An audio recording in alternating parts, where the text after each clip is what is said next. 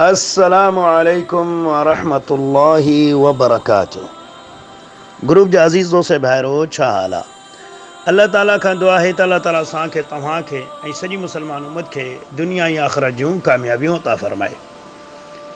मुंहिंजा अज़ीज़ दोस्त साथियो, इंतिहाई अफ़सोस सां चवणो थो पए त असां मुसलमाननि क़ुरान सां मुहबत, हदीस सां, सुन्नत सां मुहबत करणु छॾे ॾिनो आहे ऐं ज़बानी मुहबत करण वारा त खोड़ आहिनि, पर अमली तौरु, छो त क़ुरान जी मुहबत इहा आहे त क़ुरान खे पढ़ियो वञे, सम्झियो वञे, उन ते अमल कयो वञे।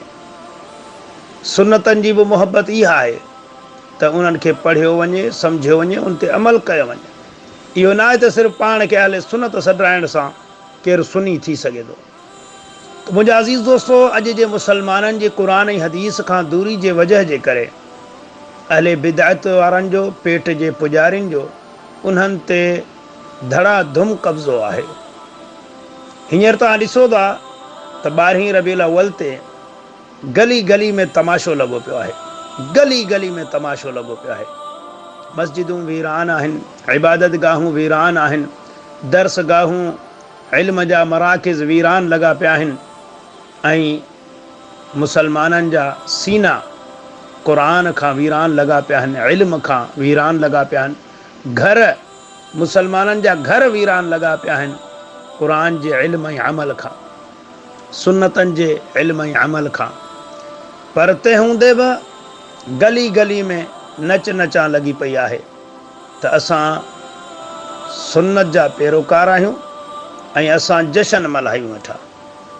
मुंहिंजा अज़ीज़ दोस्तो, इन्हनि अहले बातिल वारनि वटि, पेट जे पुजारियुनि वटि अल्हम्दुलिल्लाह को बि दलील कोन्हे को पंहिंजे बिदअतनि जो। पोइ हीअ छा कंदा आहिनि? वेल्डिंग करण जी कोशिशि कंदा आहिनि, हक़ ऐं बातिल जी वेल्डिंग करण जी कोशिशि कंदा आहिनि। ऐं यादि रखो, हक़ ऐं बातिल जी वेल्डिंग कॾहिं नथी थी सघे, भली लख कोशिशि कनि, कुझु न थी सघंदो। हा, जेके उन्हनि खे ॼट जाहिल हथ अची था वञनि, पोइ उन्हनि जी मर्ज़ी, जीअं चाहिनि उन्हनि खे नचाराईंदा रहनि। त मुंहिंजा अज़ीज़ दोस्तो, अहले बातिल वारा, पेट जा पुजारी अक्सर पंहिंजे जशन जे दलील में हिकिड़ी क़ुरान जी आयत पेश कंदा आहिनि, जेका सूरत यूनिस आयत नंबर 58 आहे। उन में आहे त कुल बिफ़ज़लिल्लाहि व बिरहमतिही फ़बिज़ालिका फ़लयफ़रहू।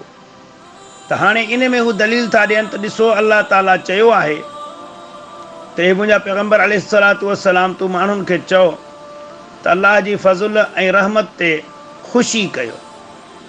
हाणे इन मां दलील साबित आहे त अल्लाह चयो अल्लाह जी रहमत ऐं फज़ुल ते ख़ुशी कयो, त नबी करीम सल्लल्लाहु अलैहि वसल्लम रहमतुल लिल आलमीन आहे। नबी करीम सल्लल्लाहु अलैहि वसल्लम 12 रबीउल अव्वल ते ॼाओ आहे। त हाणे असां जशन कंदासीं, ख़ुशी कंदासीं, असां चवंदा ज़ालिमो अल्लाह जो ख़ौफ़ कयो। इन आयत खां पहिरियां त आयत पढ़ो, उहा त पब्लिक खे ॿुधायो। जीअं कुझु ॾींहं अॻु में मूं हिकिड़े पेट जे पुजारीअ जी वीडियो शेयर कई ग्रुप में, त हुन क़ुरान जी आयत पढ़ी, पर उनजो तर्जुमो सिर्फ़ु हिकिड़े अखर जो कयो, पोयां अखर लिकायो ऐं ॿी जॻह ते वरी थोरो अॻिते हली मुर्गो अधु आयत पढ़ी, अॻिते आयत पढ़िया ई कोन। छो त हुनखे ख़बर जे मां आयत जी जो तर्जुमो कंदुसि या सॼी आयत पढ़ंदुसि, ॻाल्हि चिटी थी वेंदी। हिते बि ईअं था कनि। हाणे आयत नंबर 58 त पढ़नि था, आयत नंबर 57 कोन था पढ़नि। अल्लाह ताला फरमाए थो, या अय्युहन्नास, ए पूरे काइनात जा इंसानो, क़द जाअतकुम मौइज़तुम मिन रब्बिकुम, तव्हां वटि तव्हां जे रब जे तरफ़ां नसीहत आई आहे। नसीहत व शिफ़ाउन लिमा फ़िस सुदूर, ऐं सीननि जो शिफ़ा आहे। व हुदन व रहमतुन लिल मोमिनीन, ऐं हिदायत आहे ऐं रहमत आहे मोमिननि जे लाइ। उहो छा आहे? क़ुरान, अल्लाह ताला जो पाक कलाम।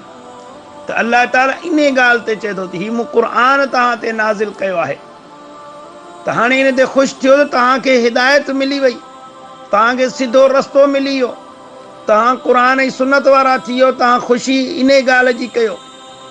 इहो न आहे त तव्हां नचो ऐं कुॾो, बल्कि तव्हां ख़ुशि थियो त तव्हांखे मूं मुस्लमान पैदा कयो, जे मां चाहियां त तव्हांखे मां ढगी जो पुजारी बनाए पियो सघां, मां चाहियां त बाह जो पुजारी बनाए पियो सघां, मां चाहियां त तव्हांखे गुमराह करे पियो सघां, पर मूं तव्हांखे हिदायत ॾिनी, तव्हां ख़ुशि नसीब आहियो, इन ते तव्हां ख़ुशि थियो।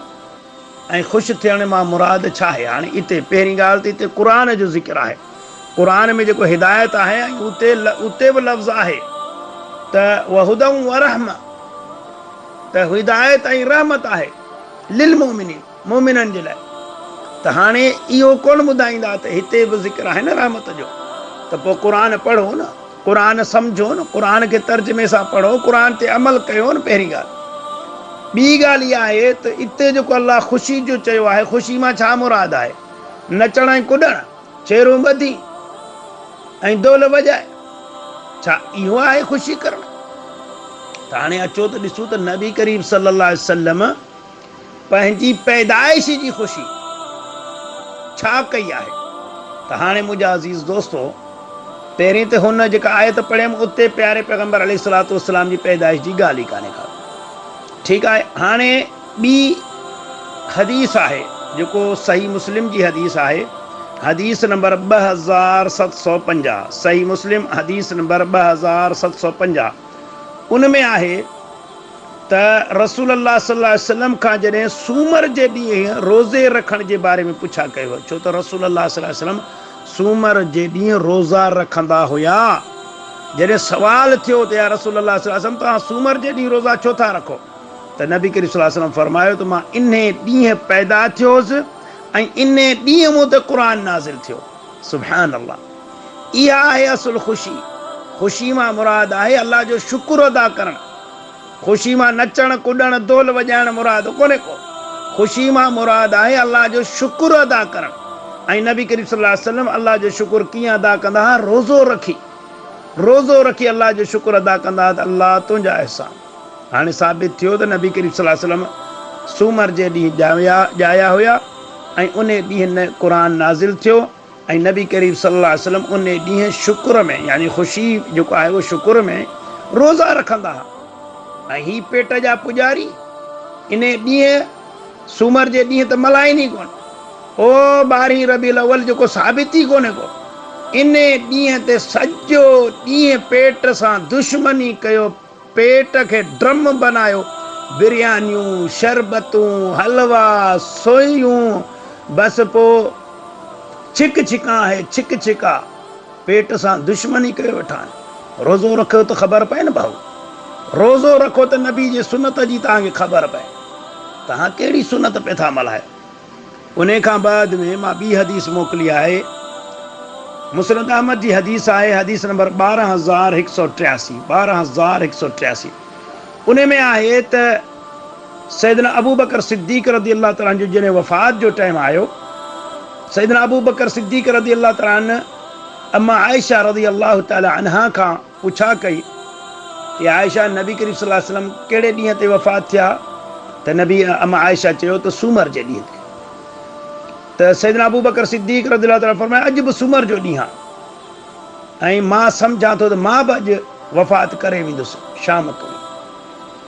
ऐं उन ॾींहुं सैयदना अबू बकर सिद्दीक़ वफ़ात करे आहिनि। इन हदीस मां इहा बि हिकिड़ी ॻाल्हि साबित थी त नबी करीम सल्लल्लाहु अलैहि वसल्लम जो वफ़ात बि सूमर जे ॾींहुं थी वियो। अल्लाहु अकबर, क़ुर्बान वञा मुंहिंजे रब जे हिकमतनि ते। अल्लाह ॾिसो सूमर जे ॾींहुं पैदाइश, सूमर जे ॾींहुं वफ़ात। छो त को बदबख़्त न ख़ुशियूं करे, न नचण कुॾण करे, न सटण पिटण करे। अल्लाह इन्हनि ॿिन्हिनि ज़ालिमनि जा दर बंदि करे छॾिया। जेके नचनि कुॾनि था, जेके सटनि पटनि था, पाण खे ॿिन्हिनि खे रद्द करे छॾियो। त साॻो ॾींहुं पैदाइश जो ई साॻो ॾींहुं वफ़ात। अल्लाह जी हिकमत ॾिसो। हाणे ॾिसो इन ॾींहं ते केरु आहे जेको न नचे कुॾे थो, न सटे पिटे थो? कहिड़ी जमायत आहे जेका हक़ जे रस्ते ते आहे, जेके इन ॾींहं ते रोज़ा रखे थी, बाक़ी न सटे थो, न पिटे थो, न की वरी नचे कुॾे थो? पहिरीं ॻाल्हि इहा साबित थी त नबी करीम सल्लल्लाहु अलैहि वसल्लम जी पैदाइश बि उन ॾींहुं, वफ़ात बि उन ॾींहुं। हाणे अचो ॿी ॻाल्हि त हिते सैयदना अबू बकर सिद्दीक़ रज़ी अल्लाह तआला फरमायो जॾहिं मां वफ़ात करे वञा त मुंहिंजो हीउ जेको पातल कपिड़ो आहे इन खे तव्हां धोई साफ़ करे 2 कपिड़ा ॿिया गॾाए मूंखे 3 कपिड़नि सां कफ़न ॾिजो। अम्मा आयशा रज़ी अल्लाह तआला अन्हा फरमायो त असां चयो यार बाबा साईं छा तव्हांखे नवनि कपिड़नि में तव्हांखे कफ़न न ॾियूं? नबी करीम सैयदना अबू बकर सिद्दीक़ रज़ी अल्लाह ताला अन्हु फरमायो नए कपिड़े जी ज़रूरत ज़िंदह जिन खे आहे। मुर्दनि खे जेको वफ़ात थी वञनि उन्हनि खे कहिड़ी ज़रूरत अचे नए कपिड़े जी? उनखे त कफ़न ई ॾियणो आहे। त सुभान अल्लाह, ॾिसो इहा हिकिड़ी दलील आहे उन्हनि माण्हुनि जे लाइ जेको हज़ारे रुपया बल्कि किरोड़े रुपयनि जो पढ़ भासे ऐं अलाह वारनि ते वठा अथनि। अवा पढ़ जे मथां पढ़ जे मथां। अबू बकर सिद्दीक़ रज़ी अल्लाह ताला पंहिंजे कफ़न जे लाइ बि जेको जाइज़ आहे, जेको सुन्नत खां साबित आहे, जेको नबी करीम सल्लल्लाहु अलैहि वसल्लम जी तालीम खां साबित आहे, उहो बि नओं कपिड़ो पसंदि न कयो, उहो ई पंहिंजा पुराणा कपिड़ा पसंदि कया। चयूं त ज़िंदहनि खे ज़रूरत आहे।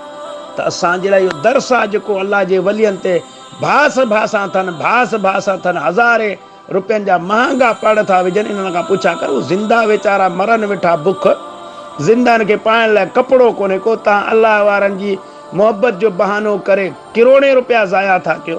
अलाह वारनि त इहो ॾस ॾिनो त असांखे कफ़न बि पुराणे कपिड़े सां ॾियो, नए कपिड़े ज़िंदहनि जी ज़रूरत आहे। इहे आहिनि अलाह वारनि जी तालीम। ऐं तव्हां माना शैतान जी तालीम ते वठां लॻी पई अथव। त मुंहिंजा अज़ीज़ दोस्तो, ही कुझु हदीसूं मूं मोकिलियूं, क़ुर जूं आयतूं मोकिलियूं अलाह जे वास्ते।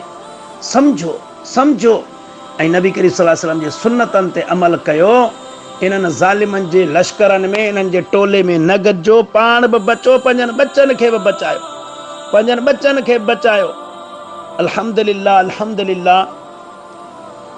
हिन साल काफ़ी असांजे इलाइक़नि में तब्दीली नज़र आई त इन्हनि ॼटनि जाहिलनि सां घटि माण्हू गॾु हुआ। ज़्यादातर इन्हनि सां नंढड़ा ॿार ऐं नौजवान ऐं ॿिया पाण पेट जा पुॼारी। आम पब्लिक सम्झी वई इन्हनि खे। पोइ ज़ालिम छा था कनि? मूं हिकिड़ी वीडियो ॾिठी त उन में जुलूस में पहिरियां रक्शे ते देगूं रखियऊं ऐं पोयां जुलूस, जीअं जुलूस वारनि खे पक थिए त बाबा ही मालड़ो आहे, तव्हांखे मिलंदो, तव्हां रुॻो काफ़िले में गॾिजो। पोइ घणा त इन धप ते गॾु आहिनि, धप ते अॻियां देगनि जी धप, पोयां हिन ख़ल्क जी वठां। सो अलाह जे वास्ते ही हदीसूं पढ़ो, क़ुर जूं आयतूं पढ़ो त अलाह ताला जेको ख़ुशी मल्हाइण जो चयो आहे उहो छाजे करे चयो आहे। ऐं नबी करीम सल्लल्लाहु अलैहि वसल्लम अगरि उहो ख़ुशी कई आहे त कीअं कयो आहे? शुकुर जे सूरत में या दौलत मामनि जे सूरत में? ऐं शुकुर में छा कयो आहे?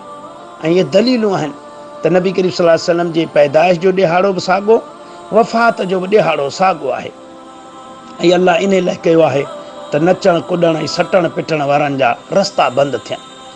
अलाह खां दुआ था कयूं अलाह ताला सां सभिनीनि खे प्यारे पैगंबर अलैहिस्सलातु वस्सलाम जी सुन्नतनि ते हलण जी तौफ़ीक़ अता फ़रमाए। असांजे दिलनि में प्यारे पैगंबर अलैहिस्सलातु वस्सलाम जी मोहब्बत अता फ़रमाए, सुन्नतनि जी मोहब्बत अता फ़रमाए। अलाह ताला खां दुआ आहे त अलाह ताला सां सभिनीनि मुस्लमाननि खे कुफ़ुर, शिरक, बिदअत ऐं तक़लीद खां महफ़ूज़ फ़रमाए ऐं ख़ालिस क़ुर सुन्नत खे पढ़णु, सम्झणु, उन ते अमल करणु ऐं उनखे पूरी दुनिया जे इंसाननि ताईं पहुचाइण जी तौफ़ीक़ अता फ़रमाए। आमीन या रब्बल आलमीन। अस्सलामु अलैकुम व रहमतुल्लाहि व बरकातहू।